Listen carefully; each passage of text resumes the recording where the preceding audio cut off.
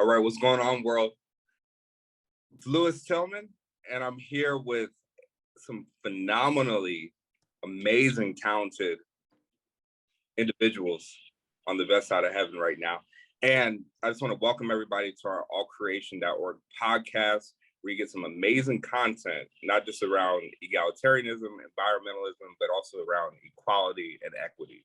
So very excited about this. I don't want to belabor too long, but our topic is centered around envisioning transformation, respecting the privilege of carrying one's story. And we have this from a variety of individuals that we'll be interviewing this month. And I'm just so hippopotamus happy, peacock proud, just blessed, honored, privileged to interview a dynamic scholar and dear brother. Man, I mean, I'm just, it's like Kanye said, bound in the presence of greatness, right? So anyway, let me stop because I don't want to embarrass anybody anymore. But this brother, Trevor Jones, he serves currently as the Chief of Staff for Baltimore County Chairman Julian Jones.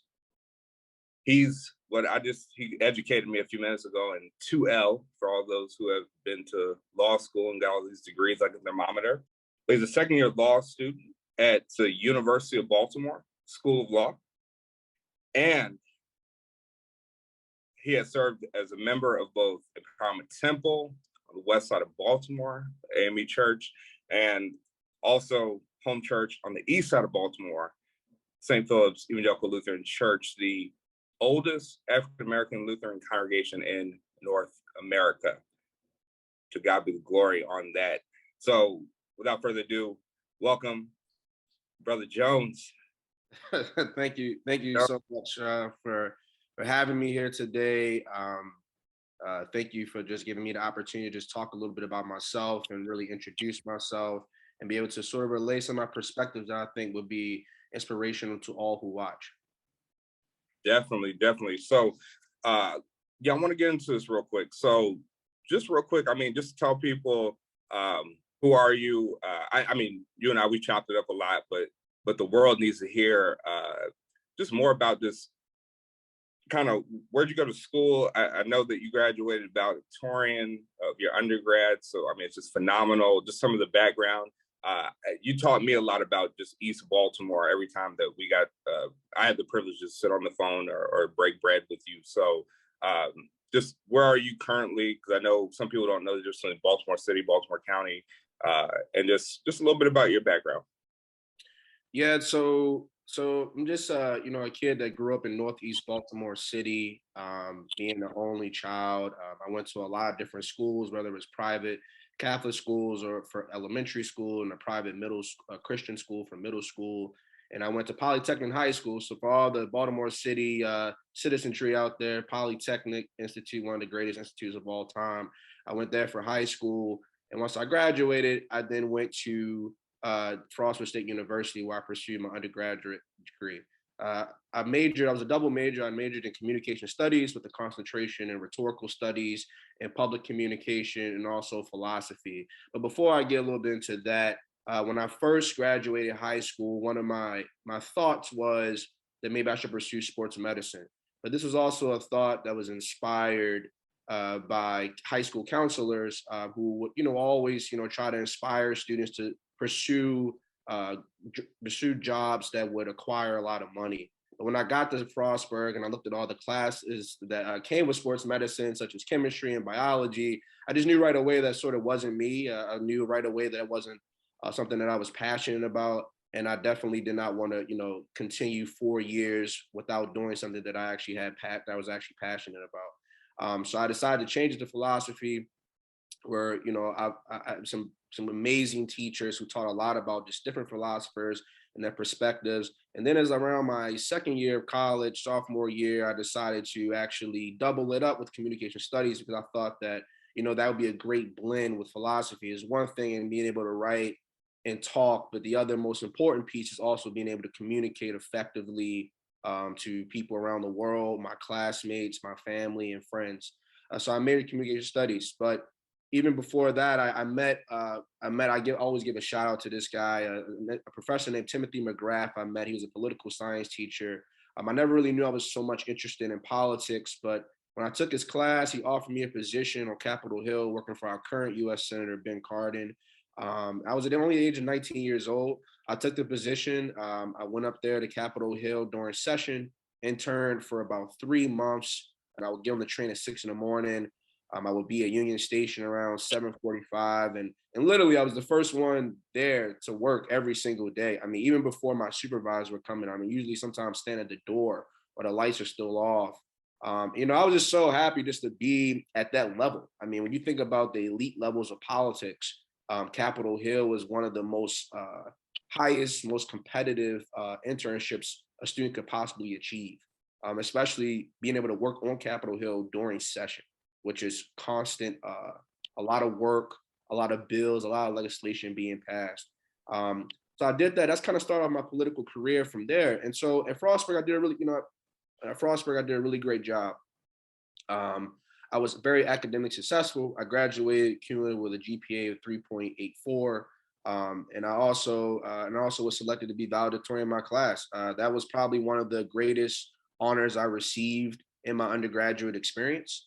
Being able to just sort of take what I've learned from those 4 years and take those experiences and take those community relationships that I fostered and those dialogues that I had with just different cultures, whether it's Arabian, Indian, Hispanic, just being able to take all of that and then bring it to the podium and be able to deliver, a very powerful speech before I graduated.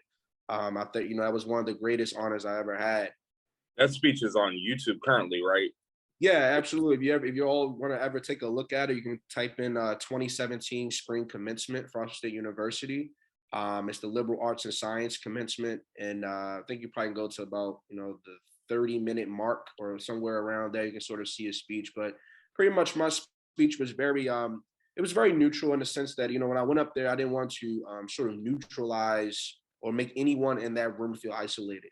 I wanted to be able to deliver a message that was able to connect to everybody of, different backgrounds, different cultural backgrounds, different religious beliefs. I wanted to just be able to deliver a message that, in these times that we were going through, whether we were actually at that time, we were actually dealing with the Trump era at that time, just to be able to understand that, just because we have a new president is very different, doesn't mean that we can't just still continue to have those basic conversations, those conversations that build a foundation to just brotherhood and sisterhood and being able to just move forward from that. So that was one of the biggest speeches that I delivered.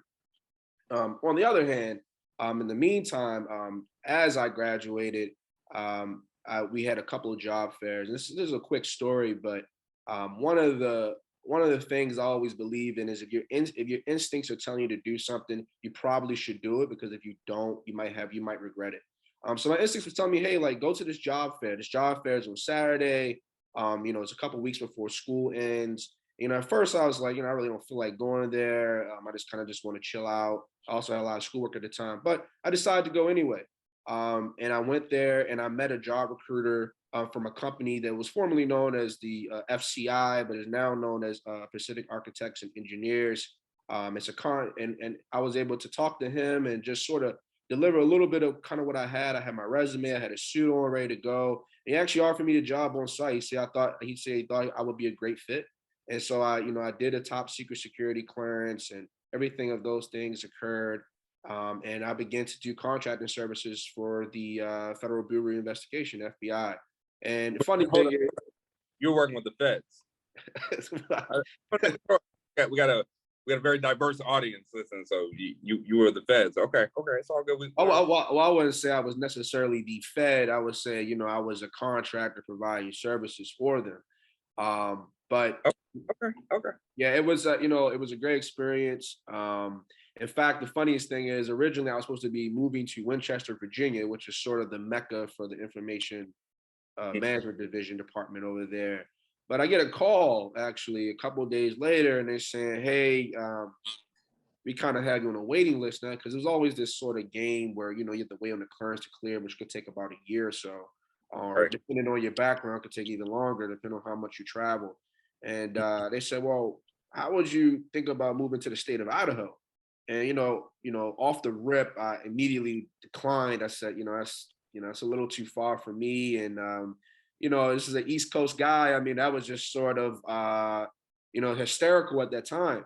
And then, this goes back to my instinctual thought. And I started thinking, well, maybe I should try it out. Maybe I should go there. This would be a way for me to sort of branch out, be independent. And at that time, I was only 22 years old. So I decided to do it. So I actually moved to the state of Idaho Falls at the age of 22 years old.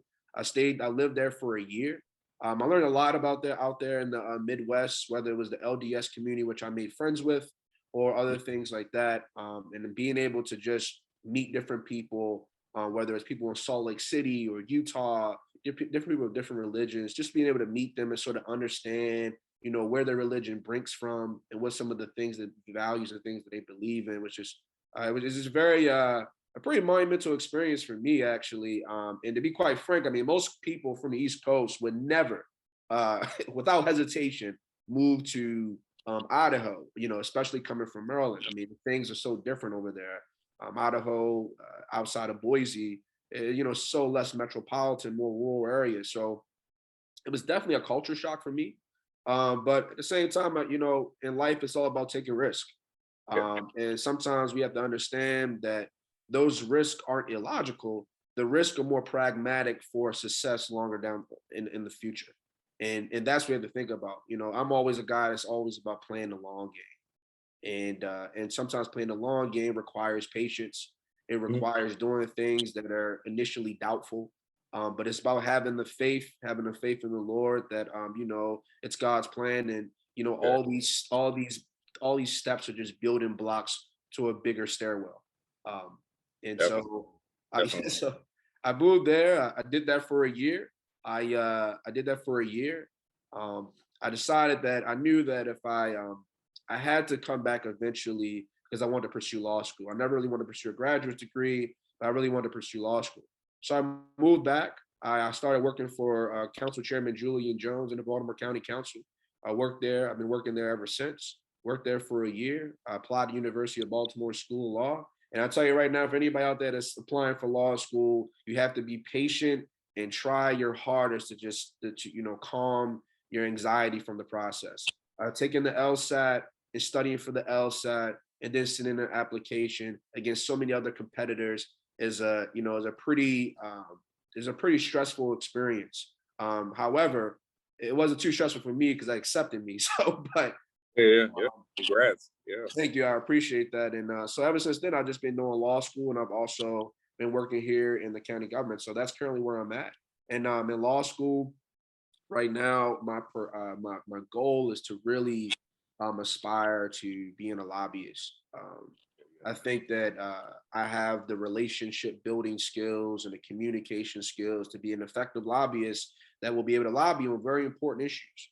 Sometimes people think of the word lobbyist, they think of it as like, a person who's only advocating for the worst issues that the community doesn't agree with or the community wouldn't advocate for. But in fact, they're wrong.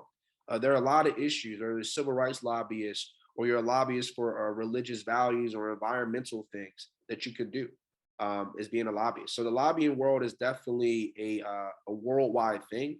And the law degree, and the reason why I pursued a law degree over the graduate degree is because to me, a law degree is very universal. It can be used anywhere. The skill sets that you get from a law degree can be used in any job core, job environment, whether it's the analytical skills, the orating skills, or just the reading skills, and being able to put pieces together and be able to logically argue those.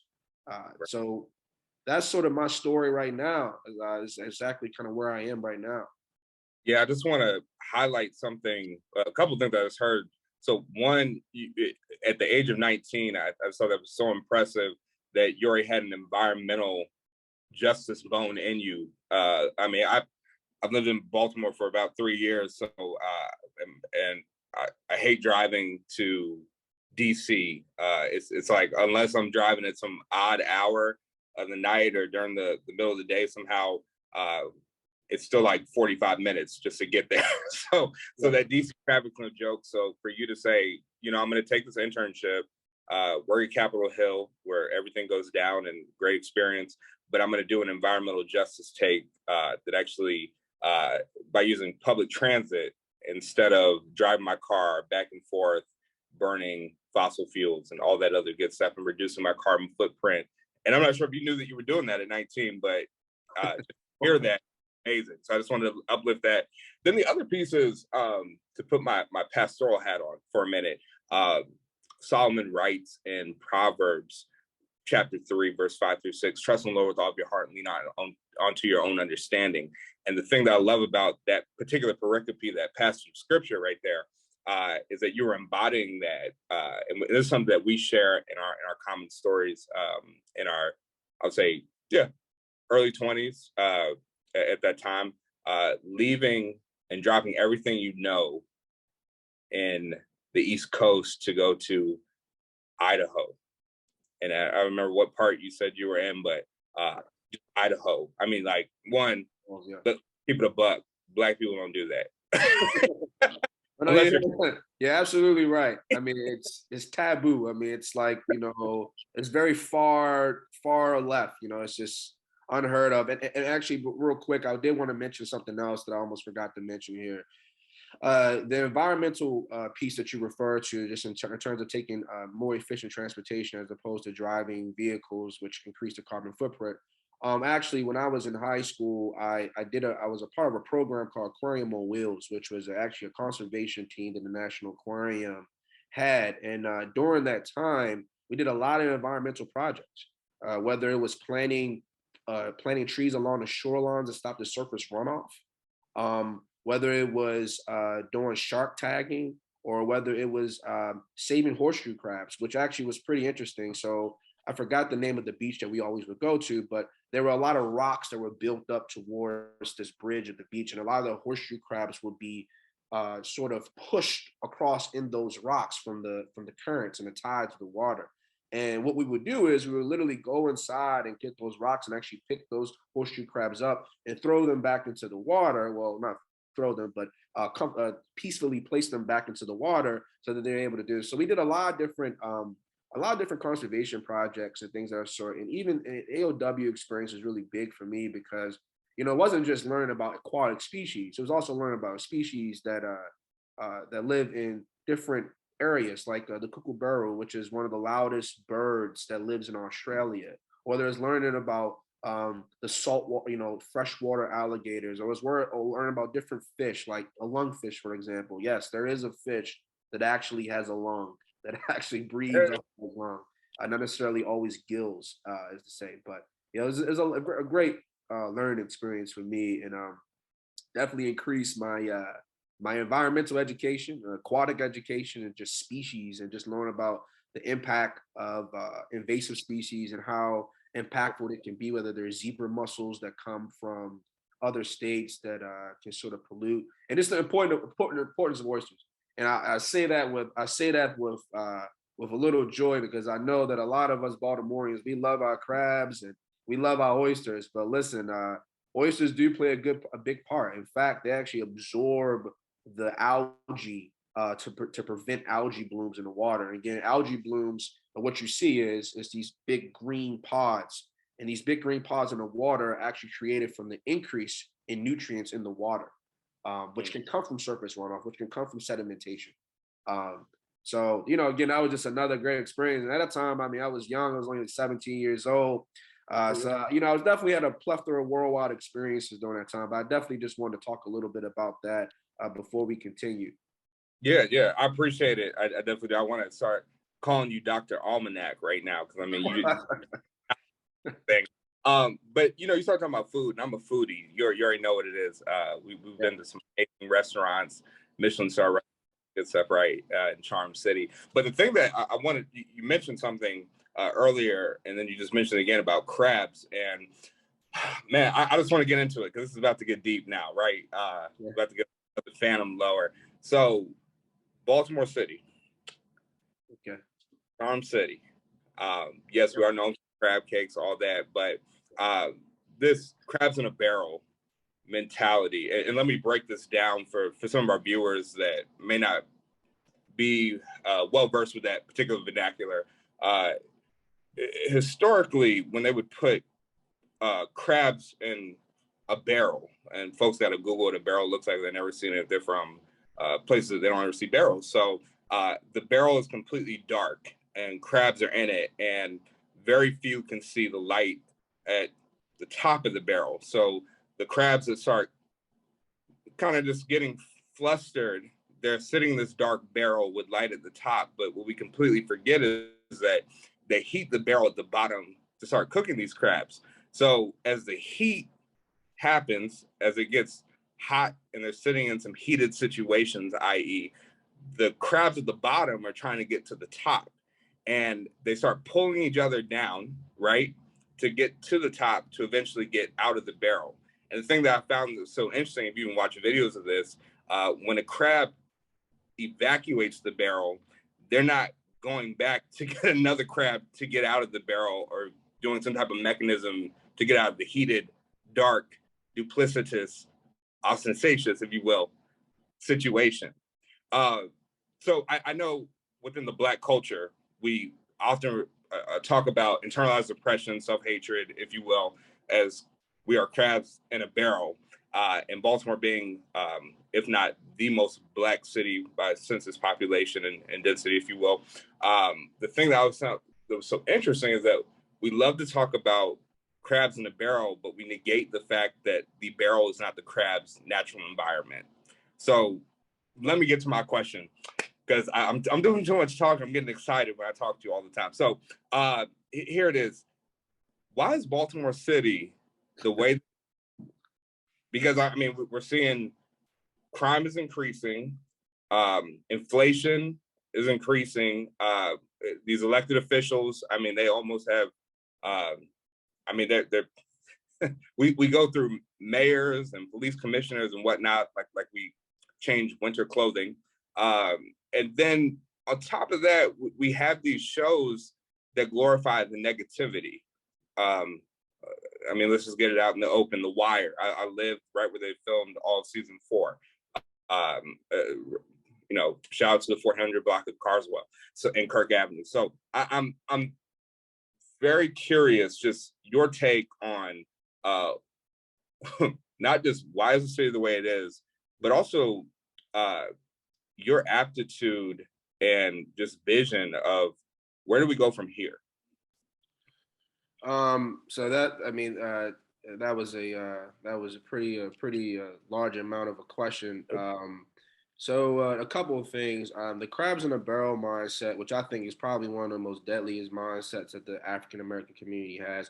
And it's not always just the African American community. Actually, there's other communities as well, other cultures as well, who have the same mindset. But that mindset really comes from envy and jealousy, where you know, sometimes African Americans have a problem. They have an issue with seeing their counterparts doing better than them. So at all times, they want to make sure that they're pulling them down, just like that crab is pulling the other crab down in the barrel, to make sure that they're on the same level because it makes them sleep better at night. That mindset has been something deadly in the Black community for a very long time, and I really, really want to extend to the audience that we have to stop it. You cannot be upset when another African American may be doing better than you or maybe be more educated than you. You have to, in fact, look at it in a way where you can actually benefit from that person. That person can actually help bring you up. That person can actually help bring you forward, teach you some new things, show you some new restaurants, show you some new experiences. People have the mindset of looking at everything with a grain of salt. And some things are not meant to look at a grain of salt. Sometimes things are meant to look at with a spoonful of food and be able to ingest that food. Like, for example, when I was on Capitol Hill, I was 19 years old. I thought I was doing a lot. I thought I was very successful at that time. But I met a lot of different people that were doing twice the amount of work as me. In fact, I can't always remember this man. I met an African American guy who was a Democratic council over there. He was a lawyer. He graduated from Harvard Law, African American guy. And there's no question to me that when I was having that conversation with him, I was not thinking of this mentality, oh my goodness, he's better than me. You know, what can I do to pull him down? In fact, I was looking at it in a way where, what can he do to help? Because right now I'm learning a lot from him. You know, this guy is an example of somebody who graduated from an Ivy League, has the same skin complexion as me, and is doing the good work. And how can I be able to achieve something similar to that? Because that's what I wanted. And that's the way people have to think about things. They cannot think about things where they're always thinking about, well, what can it do? How can I be equal with this person? You look at things, you have to take more of an opportunistic approach. Look at what the guy is doing. Understand how he got there. And then look at yourself. And then be able to compare and contrast and try to understand what are some of the things that you can take from his experience, you can add to yourself and improve yourself and elevate your stature. And that's the way I look at things. And that's a part of the reason why a lot of people are success. The mentality that I have to hate on everybody else will only keep you down. And that goes back to the crabs in the barrel. Those crabs that are constantly trying to grow and trying to crawl out of that barrel, all the other crabs are pulling them down. And the one crab that actually does eventually escape from the barrel doesn't even go back to get the other crab because they only care about themselves. We have to be less selfish and more helpful. We have to understand that some people may be better than you, but that does not mean that they can't still contribute to your success. Right. And that's something that I always see. When it comes to Baltimore City, we look at the crime rates and things of that sort. You know, it's hard for me to just sit here and just put it all on one person because crime has a multitude of issues that contribute to why it's occurring. For example, we just got over the pandemic. We were actually still actually getting over the pandemic. We really just got really out of the mix of it. And during that time, a lot of people were impoverished. A lot of small business owners were losing their houses. They were losing their businesses because they couldn't be able to afford it. And the government, in some ways, didn't have enough money or didn't act so proactively to be able to address those issues in a timely manner, which would prevent all of those things that occurred. So crime is a big thing. I do think, though, that it has to be a balance, right? It's one thing it's one thing in being hard on crime and being hard on criminals, but it's another thing when it comes to the mass incarceration. And there has to be a balance in between the two. Okay. If we want to lock everybody up because they're doing crimes, okay, I get that. And I understand how that does reduce crime. But at the same time, we have to create pathways for those criminals when they get out of jail so that they're able to get a job when they get out of jail. Because what we constantly see statistically is when the person who is quote unquote institutionalized, which in other words for the readers out there, this means that you've been in an environment for so long that you're indoctrinated only within that environment and you may not see outside of that environment. But when a person gets out, the person gets out of jail, nobody really wants to go back to jail. In fact, they want to now live their life because they've been in a gated community forever. And so we have to create pathways for them, which are currently being done. We have to continue to do the good work and actually increase that to try to get them to have the opportunities after they leave jail. Because if not, they don't have the opportunities. They will feel accustomed to doing the same things that put them in prison. And to me, that doesn't help the problem. All that does is just put the same criminal back in jail when we should have had the criminal with a job lined up so he can do better for him and his family. There are a lot of people in jail right now that have families back at home that are suffering because that person is in prison. And the worst thing we could do is not help that person once that person finally gets out of prison because that family needs them. That mother, that daughter, that son, they need that father back. They need that father back in their life. The worst thing we could do is to some way not provide pathways that will ensure that they will stay out of jail and continue to have a great family life. In terms of Baltimore, Baltimore has so much to offer. And what I constantly hear, and sometimes me and you have talked about this, is that Baltimore is predominantly Black. Right. And it does get a little strange in a sense of how and why does Black people not have so much power? Well, there are a couple of things. One thing is that sometimes we don't have the proper vision. And to be absolutely clear, there are some African Americans out here that are from Baltimore, that grew up in Baltimore, that are very successful. But we have to start thinking about this. And this is hard because this costs a lot of money. Instead of buying property, we need to buy the land. So there, for example, there are a lot of African Americans who own businesses, but they don't own the land. Mm. They own them, right? The property owner owns them, right? They're paying rent, right? In the long term, we need to have businesses. You need to be able to own the land and the business itself. For example, my mother is an entrepreneur. She owned a hair salon for about over 35 years and is joined with 2 rental properties. We own the land. We own the property and we own the land. And the building is paid off. And we talk about Black wealth. We talk about generational wealth. God forbid, whenever my mother passes away, I will be inheriting that land and I will be inheriting that property. I don't plan to sell it. because I plan on letting my children's, and my children's children also inherit that. So we have to have the mindset more of, we have to buy more. We have to buy effectively. We have to buy the land. Can't just buy the property. Can't rent. We have to get away from this idea of renting everything. You need to buy. Because when African Americans complain about how other communities have all these different things, why are we complaining? All they're doing is just being smart and acting logically. We have to do the same thing. And honestly, a lot of African Americans and some African Americans are doing the same thing. But the thing is that those African Americans are on a different level. We have to make sure that they are put in places to inspire other African Americans who may not really see that vision, who may not really understand that. You have to bring them to the table to understand that. That's a part of the reason why I was so successful, because I surrounded myself around people that knew more than me, that was more successful than me, and it was more mature than me. Because in my mind, from a logical standpoint, why would I not listen to the person who has lived 30 extra or 40 extra years after me? Why would I not listen to that person, right? Right. So for the young folks out there, you have to swallow the pride and understand that you don't know everything, and that you have to listen to people who have those experiences.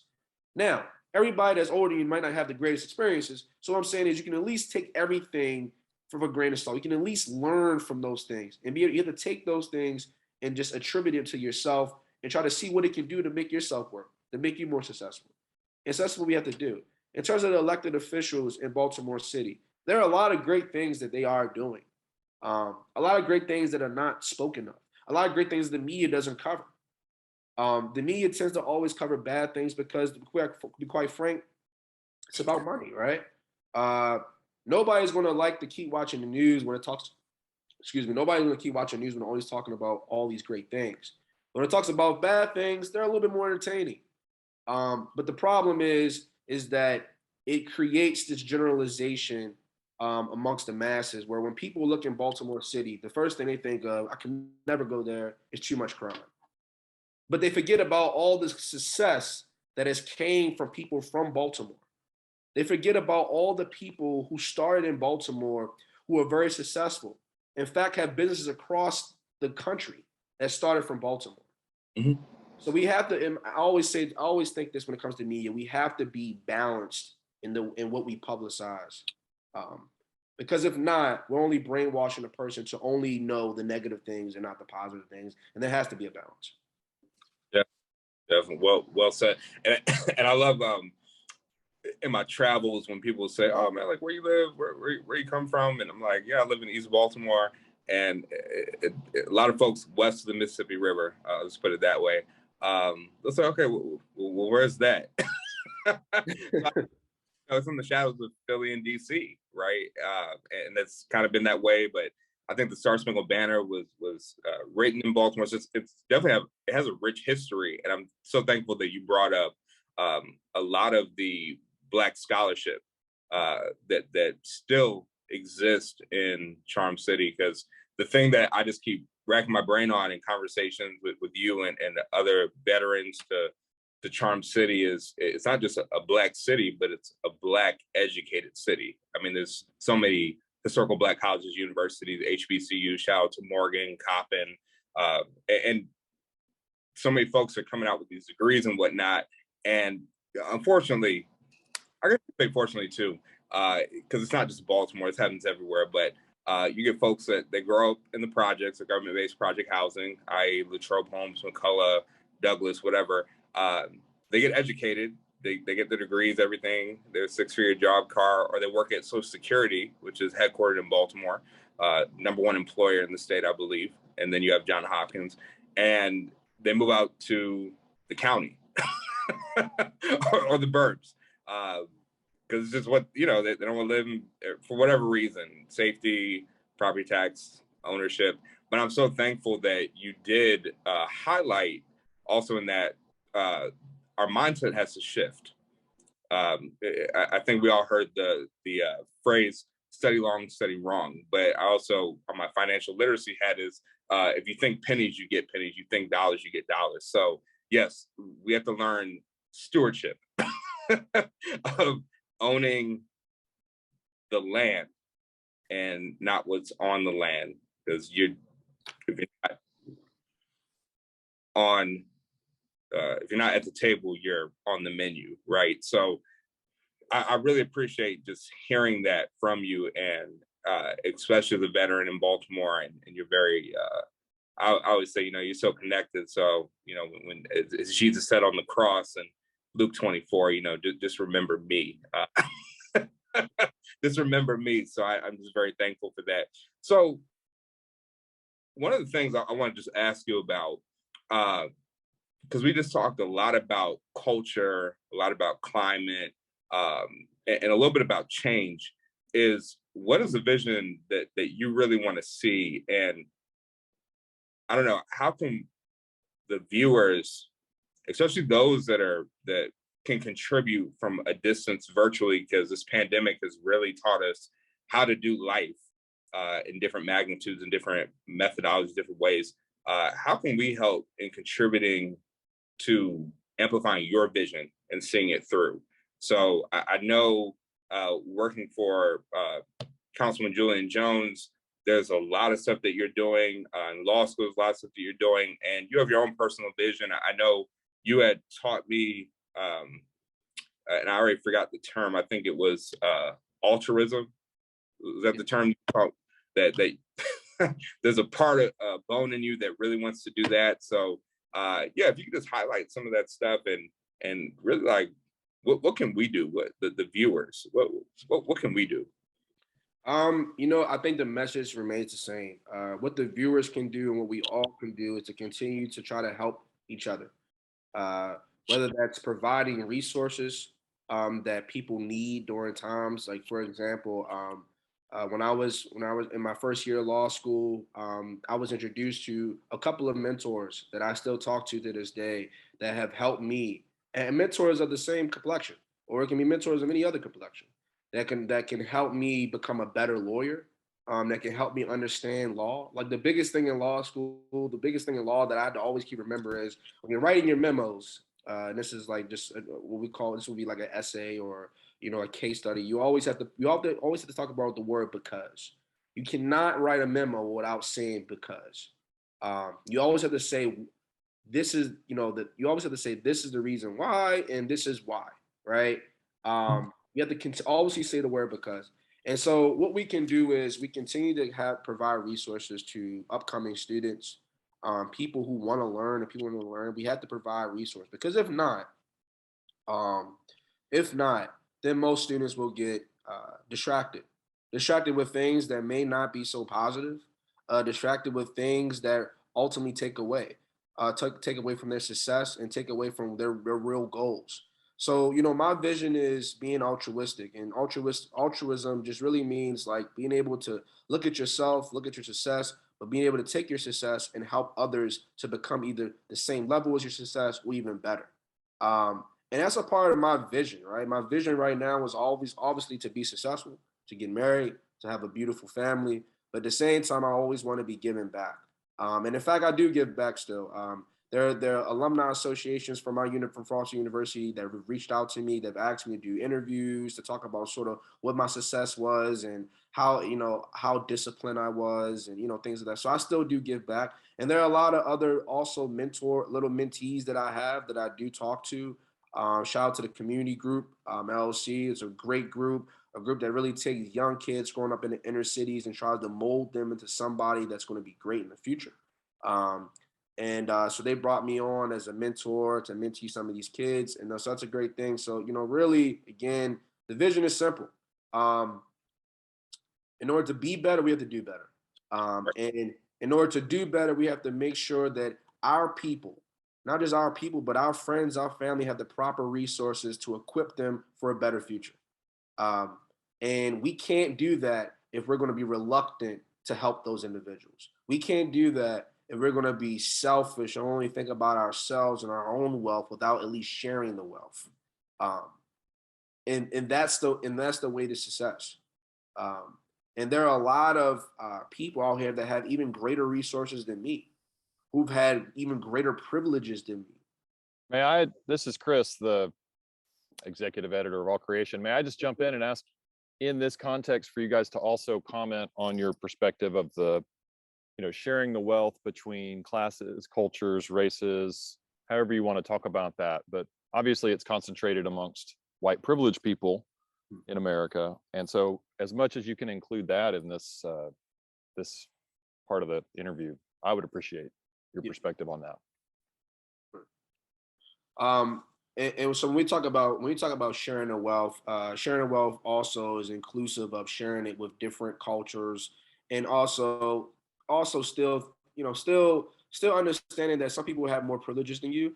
For example, I have a wide diversity of friends. I have friends that are not from America. I have friends that are different religions, whether they're Jewish, whether they're Hindu. And to be quite frank, the message still remains the same. We all can still help each other, no matter our cross-cultural differences. We still can foster community relationships and have that dialogue to understand what both communities believe and what both cultures believe, and at the same time still help each other. I have friends now in law school that are Jewish. I have friends that are Italian, and we all work together. When it comes time for final exams, you betcha, we're in that library study room, we're studying together, and we're not thinking about, oh, this person's Italian, oh, this person's Jewish, oh, this person is Hispanic. No, we're thinking about the ultimate goal, which is for all of us to get to the table. And that's what we're thinking about. We're not thinking about that. And that's when we talk about sharing the wealth. Sharing the wealth is not looking at what type of food that I want to bring to these type of people. Sharing the wealth is bringing food that will be able to feed every mouth at that table. Yeah, one thing as you were talking Beautiful. about and thanks, Chris, for that question. Keep them coming. But I just felt the spirit was telling me we're in an era or a season, if you will, due to the pandemic, that we're truly not fighting for equality anymore. I think all communities, socioeconomic classes, genders, everything, every protected class under the sun is fighting for their existence. And that can create a level of meritocracy. You got to pull yourself up by your own bootstraps, but it also creates, unfortunately, competition over collaboration. So if you just talk a little bit more about how do we change that methodology and shift the paradigm instead of competing with one another to predicate our performance to equal success, but rather collaborate with one another to the pot for not just a common goal, but truly for humanity and the common good. Give back to Mother Earth. Yeah, so I do believe that you have to have a little bit of both with the competition and the I collaboration. forgot you're a lawyer too, so Yeah, well, no, I think because I think in some ways competition is healthy, right? Because competition is healthy because it motivates the person to do better and to be more ambitious and do better and improve their own craft, right? At the same time, it is also about collaboration. There's no question that there are people that I collaborate with that I know are probably more competitive than me, that are a lot more competitive. But at the end of the day, they're even though you're competitive, you still can collaborate and bring that person up with you. And I always talk about this. There's a difference between being arrogant and being self-confident, right? When you're arrogant, you only care about yourself and you lift no one. When you're self-confident, you're confident about yourself, but you also lift others because you believe that your confidence can also lift their confidence and their self-esteem to also help them bring forward. So in this capitalistic society, it's one thing in being competitive. But it's another thing in at least sharing some of the what we call the ingredients to their success, right? Sharing those ingredients. This is how I did it. And you see a lot of tycoons out here doing it today, whether it's Jeff Bezos or whether it was the former Apple owners, Steve, and just coming to having different events and seminars talking about what built their success and how did they get there, and like things like that, irrespective of the competition, still allows some gateway to collaboration because it educates the person that is not on their level. It educates them to try to figure out how I can become and how I can reach their level. Right. And so I do think that there has to be a little bit of a balance between the competition and the collaboration. And like, for example, I do want to get back to something.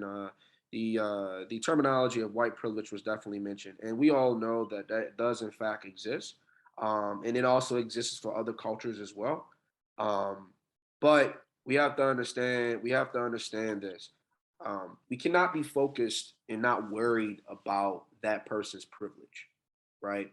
Because the more that we're worried about that, the less that we're actually working on ourselves. Mm. We have to be able to look at and recognize the realities and be able to figure out how we can also reach that same reality or reach those same goals. Um, if you watch one of my favorite movies, The Pursuit of Happiness, right? Will Smith movie, a really great movie. Besides the Oscar debacle, let's move back when things were right. And in The Pursuit of Happiness, this guy was literally poor. He would have to drop his child off. They would sleep in shelter homes. He barely had any money, but he was really good at math. And this guy literally came to an interview dressed in a white tank top and jeans with paint splattered across it, and told the people, the white people there, that will be pursuing as those privileged folks, of why I'm the best broker, why you should hire me. And as we all know, the movie said he got the job. And in fact, it's based on a true story. He became one of the most successful brokers, African American brokers of all time, because he understood that irrespective of those privileges that other folks have, if I'm too focused on the outside, I'm never focused on the inside. And the inside is what got him to that level. So I tell my audience out there is, I understand privileges have an impact on you. They have an adverse impact on other minority cultures. But if you continuously only focus on that privilege and focus on that frustration from seeing that privilege that that person has and you don't have, you're only taking time from yourself. Worry about yourself, but at the same time, lift others along the way. But recognize that when you have one goal, which is to be a doctor, or to my goal, which is to be a lawyer or a lobbyist, you just need to focus on that goal. All the other things around you are just distractions. Right. And those distractions are not contributing to your success, especially if you're feeding into them. Right. Yeah, thank you again for also just dropping the word privilege, because I believe that we as naturalized U.S. citizens identified as African descent negate and do not talk enough about the privilege we have. And I know you and I have individually traveled all over the world. I've been to 5 out of our 7 continents, multiple countries, all that good stuff, right? And every time I leave North America, I'm always reminded, and it's not a subtle reminder. it's pretty overt in my face. That blue passport is privilege. So very thankful for that. And, I wasn't going to go there because I think you and I have had this conversation over breaking bread enough, but because you went there with that individual that I'm not going to name, we got to talk about it. The Oscars is swarmed with white privilege. And I'm gonna let Chris talk in a minute because I can't wait to hear what he has to say. But let me put a pin in this to just marinate. I'm gonna say this question, then I want to hear what Chris has to say. In a cantankerous and climatic environment like the Oscars that happened on March 27, 2022, for those that haven't watched the video yet, we had 2 very privileged, talented African descent elders in the entertainment world get into, I would say, a quarrel. And I just want to hear your thoughts on that after Chris says what he has to say. But when you were talking about privilege and that movie and everything, I remember seeing it in the military. Whenever we promote, especially as officers, they tell us rank has its privileges. And it's something that I never knew what it was until the responsibilities kept coming on my shoulders, literally. So I'm gonna put a pin in that because Chris, I know you got something to say, and then I got to go back to Dr. Almanac over here because I know he's about to drop some wisdom. Yeah, I'll say something real quick. This is Chris again. Definitely getting back to Dr. Almanac is the priority. I was just going to sort of comment and maybe add a little more context to where my brain is at, especially because the rebalancing of equity and identity and diffusion of white privilege is something I'm trying to really understand. I grew up, honestly, as a jazz musician, really idolizing Black men and women in American musical history. And so from the white privilege perspective that I've come from, I now really understand also how my voice is always the voice people will listen to in society. That sort of positioned me to be someone who talks a lot and thinks people want to listen and has access to things that are not accessible to most other people, et cetera, et cetera, et cetera. And so then back to Trevor's point about the importance of competition and collaboration. Like, I think, Lewis, what you were also getting at in this grand scheme of how do we kind of move forward out of this era, this long era of the origination of the United States that's based on not just competition, but domination, economic domination. And so when competition emerges out of a culture that is based in a history of dominating and subjugating other peoples, whether you're talking about indigenous peoples in America or indigenous peoples from Africa brought to America, or other people from other cultures put into these just inhumane lives for generation after generation after generation because of the white colonization of the world. This is our kind of sticky puzzle that we're trying to unravel. And you guys, I really really see you as leaders in teaching us how you're navigating out of this with a fresh mindset that says, yes, I am equal, important, strong, ready to contribute, ready to learn from my elders, ready to learn from the young. And these are all things that sort of the white privilege mindset and institutional mindset of America has, up until I think very recently, said, we've already got it figured out because we're the dominant culture, we're the dominators. And so I just want to add all that into this discussion kind of contextually. That's again the puzzle I'm trying to unravel for myself, and I look to you guys for more kind of understanding. Yeah, I will say a few things. One, from an optimistic standpoint, we are seeing a generational shift where we're seeing more interracial couples, more interracial marriages. Like, for example, I have friends that their girlfriends are from India, or their girlfriends are from Mexico, or they have girlfriends that actually I literally just came back from Australia. I went to a wedding where my friend married a woman who was from Greece, who studies Greek Orthodox religion. I think that generational shift, and seeing all those interracial couples and seeing the younger folks sort of kind of condemning that old historical racist mindsets, and then saying now that really doesn't make sense, and it doesn't work. I think that now things are sort of shifting. However, there is no question that the racism is still there, and whether it's there subliminally, implicitly, or actually directly. And if you go to certain states, they're a lot more direct with it as opposed to other people in other states. But I will say that, so that is definitely just sort of a testament that we can all, I think, agree to, and to see and observe that is sort of the kind of breaking down these narratives. Like, for example, we saw the Black Lives Matter movement, we saw the George Floyd thing, we saw this. Did we all know that there was actually a protest going on in Australia, where the population of Australia is predominantly white, outside the population of Aboriginal people, and then people of different backgrounds, whether it was Asian? They were carrying Black Lives Matter signs too, right? And if you think about this, a century ago, you would have never seen anything to that magnitude. I mean, there was no way that was going to happen without violence. But these were peaceful protests. Now, there was also other protests that maybe not being so peaceful, which I don't necessarily agree with, but there were a lot of peaceful protests. And I think when it comes to the privilege thing, I think that people, so we're talking about white privilege. I think that the people who believe that other races are inferior to them have to realize a couple of things. The first thing is, you cannot die with your race, so get over it. And number two, the second thing is, it's old, it's outdated. We're in 2022. Things have changed. Recognize that putting that hatred towards that other person is not going to help you.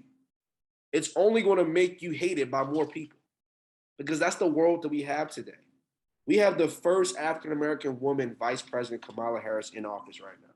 And in the state of Maryland, we just voted for Westmore, who won the Democratic nomination to be the governor, the next governor of Maryland. And we plan on him winning the general election. And if he wins, he will be the third Black governor ever in the history of the United States of America, right?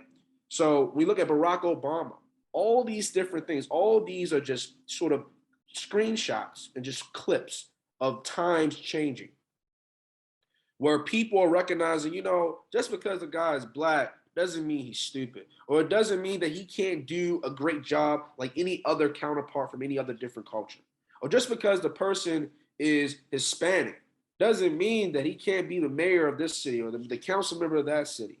So I think we are shifting towards that route, but I do also think that there still is those old indoctrinated beliefs.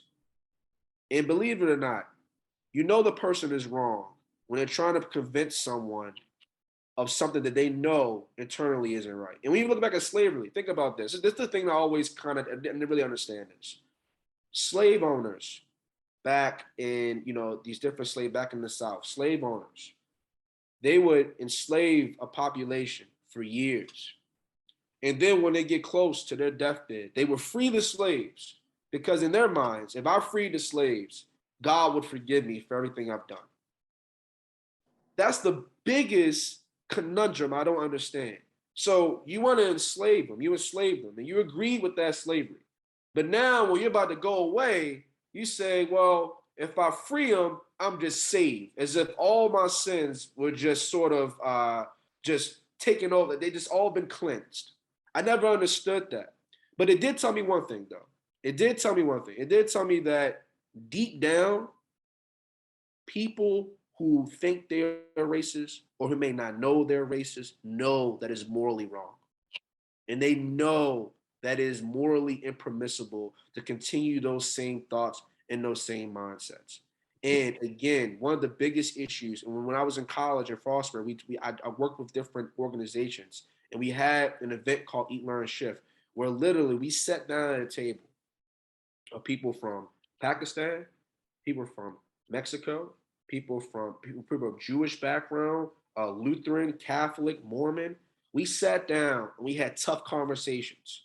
And at the end of those conversations, we all learned that, we're really not that different from each other. Yes, we have some different perspectives. Yes, we have some different religions. Yes, we may have a different skin color, but at the same time, we're still a part of the human race, and that would never change. And in fact, there were friendships that actually were cultured and created from those conversations, because people now understood, wait a minute. People say all these things about Black people, but I just met this Black guy today, and I don't really understand what they're talking about. And we see that again with the younger generation. So from a more optimistic standpoint, I think that things are definitely changing. I think the privilege is still there, and it will be there, unfortunately, because we have a lot of people that are still indoctrinated to believe those things. But it has to stop. It has to change. We have to move forward. We have to grow up. We have to recognize, again, I said at the very beginning, you cannot die with your race.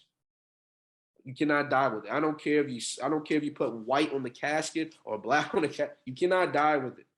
But what you can do is to leave footsteps that will be able to allow people to put those same shoes on and move in a prosperous direction that will benefit the entire community, an entire culture, an entire world.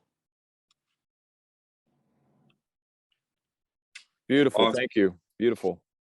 Real quick, I'm so sorry. I just need to put my computer on the charge real quick. It's gonna die. Hold on. Oh, it's all good. It's all good. Lewis, you want to kind of steer into the last lap here, the home stretch? Yeah, home stretch. Yeah. Okay. That's a good. I really want to hear that Will Smith, Chris Rock response, but no, I'll do it for the. I screwed that up. Sorry. No, I'll do it for the common good. But all right, so I'll talk about that. Yeah, this is so good, you guys. I'm gonna dip out and just let y'all finish and wrap it up. Okay. Okay. Sounds good. That's good meeting, Chris. By dip out, I mean I'm not gonna talk anymore. I'm still here. Oh, okay. Yeah. I'm Great sorry. meeting you. But yeah, you guys just wrap it up and stuff. I'll say goodbye at the end after we stop recording. Okay.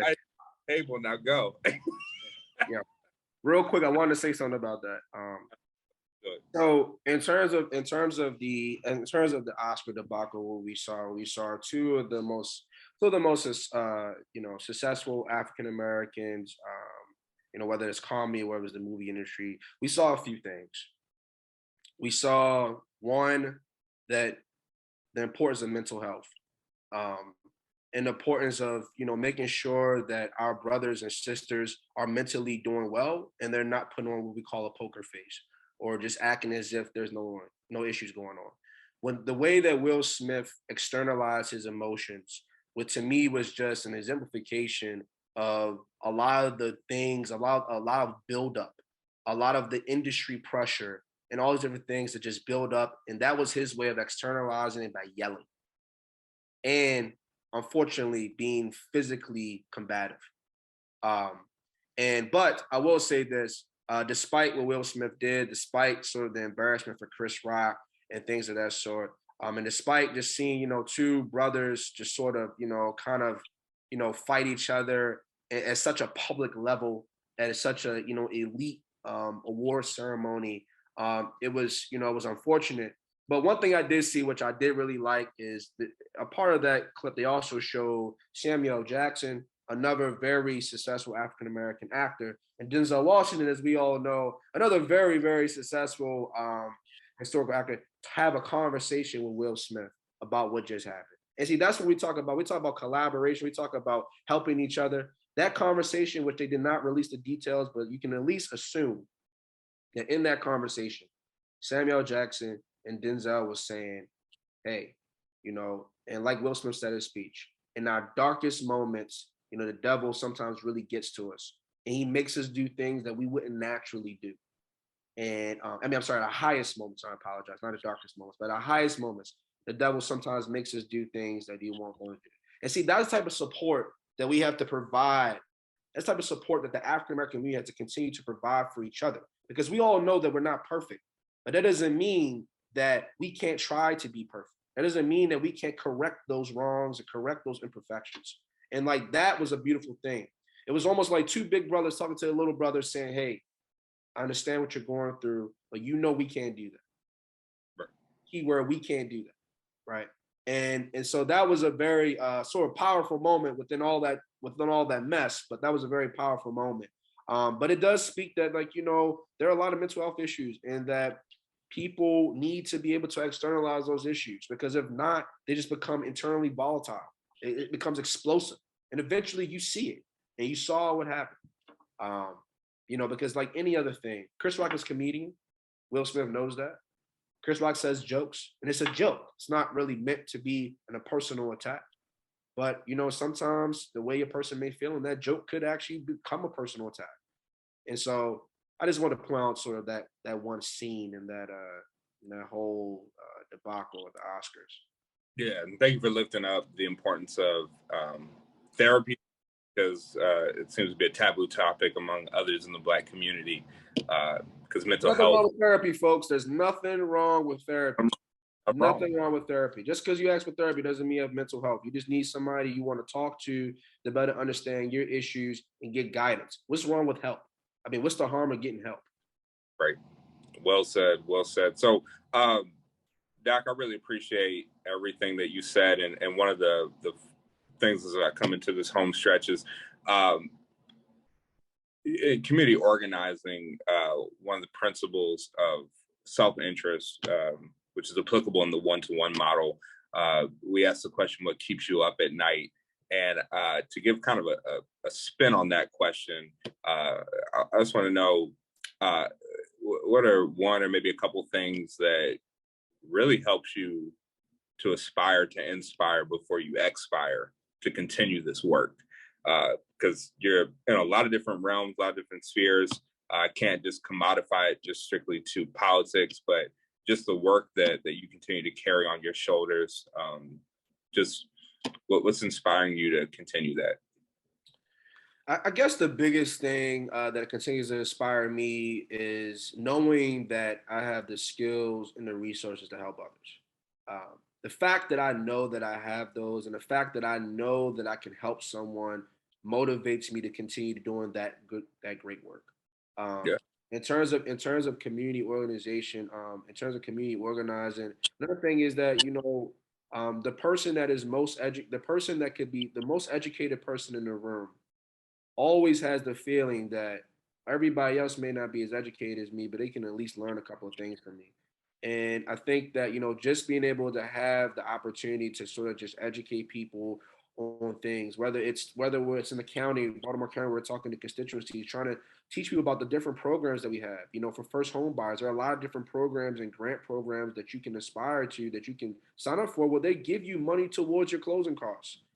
Some of those different programs. So to me, just having the capabilities to help others is what constantly inspires me to, help to continue. I'm sorry, having those resources is what really, knowing I have those resources and having the capabilities is really what continues to inspire me at night to help others. Um, no matter the culture, no matter the race, it's all about just helping others. Just because you're African American doesn't mean you can have a problem with paying your BGE bill, right? I mean, just because you're Hispanic doesn't mean you have a problem paying the water bill. Just because you're white doesn't mean you have a problem paying the mortgage, right? These are all issues that are universal to everyone, irrespective of their cultures. And it would be uh, sort of irresponsible of me to not take what I have and not share those resources and take my capabilities and help the next man or woman. Awesome. And just for our audience, because you're a man of motivation, if you, what's one message that you just have for the world? I feel like you just one character, whatever it's going to be. What's that one message that you have for the world? Listen first, react next. Be more proactive instead of reactive. Um, Especially from our government officials out there. Be more proactive as opposed to reactive. Um, when you know what the real issues are, be the brave soul that's going to take them on immediately. And for the African American community out there, I say a couple of things. One, we have to get out of this crabs in a barrel mentality. It would only bring us down even further. It would never allow us to escape to the freedoms of education, the freedoms of being able to be successful in life, and the freedoms of being able to help each other. And number two, stop focusing on the minuscule things and focus on the larger things. And recognize that those minuscule things may be distractions and they may be things, hurdles you have to hop over, but always have in mind that large hurdle and be able to and know that one day you'll be able to hop over those. And just because things aren't going well in your life does not mean you have to then do things that you know are not worth it in the long run. Be stronger than that. Have a stronger mindset than that. Recognize that we didn't get this far by sitting on our feet.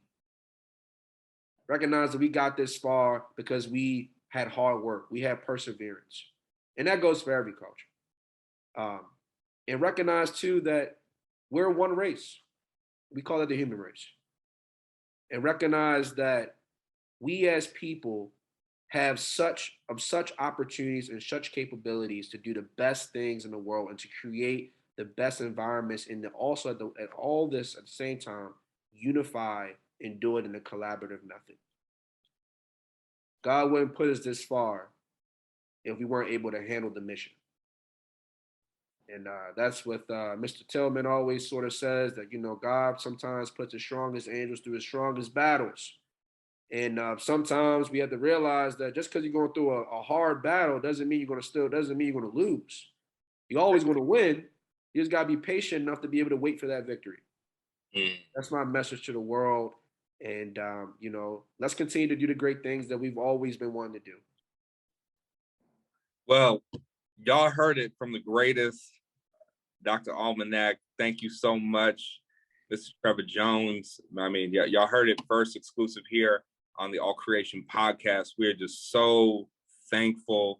I'm so proud and honored and privileged to just have this opportunity to engage in dialogue, because that's really I'll use your vernacular rhetoric that I was blessed to hear in your interview was, no matter how difficult the dialogue is, we have to continue to have the courage to have this conversation. So I definitely echo those sentiments of just continue this conversation. You all need to check out not just this interview, but other interviews that we're doing throughout the month of August. And there's also going to be a blog post about this on allcreation.org.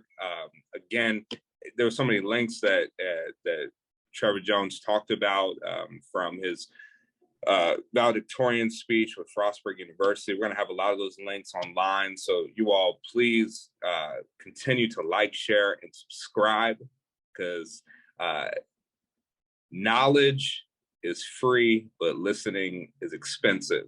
And we're trying to get this amazing content out to the world. So we're just so thankful again, Trevor Jones, just for blessing and gracing us with your presence and your time and your scholarship, because I left even more educated, like I always do whenever I sit down and talk with you. So thankful that you took us up on this privilege and opportunity and honor to be in dialogue with you. So to our audience, continue to check us out on allcreation.org. And all I gotta say is love, peace, and chicken grease. Y'all have a good one.